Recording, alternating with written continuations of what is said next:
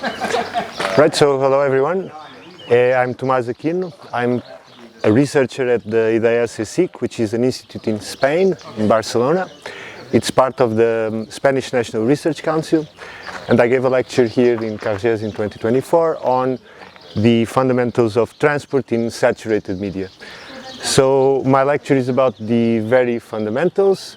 So I went on the board and derived the solutions for the advection-diffusion equation, and I used this to motivate how dispersion shows up at larger scales as a consequence of heterogeneous velocity fields. So in order to get into this, the lecture starts with deriving the advection-diffusion equation under very simple conditions from mass conservation principles, right?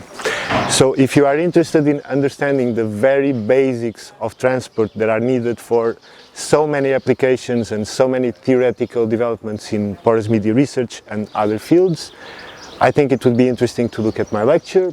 I go through the board, like I said, so it's nice to have a set of organized notes that you can peruse after and go through at your own rhythm. So if you're interested in that, there should be a link down below. If it's not there, you can find my contacts online as part of my institute, for example, and you're very welcome to ask me for the notes, and I'll be happy to give them to you. So, thank you.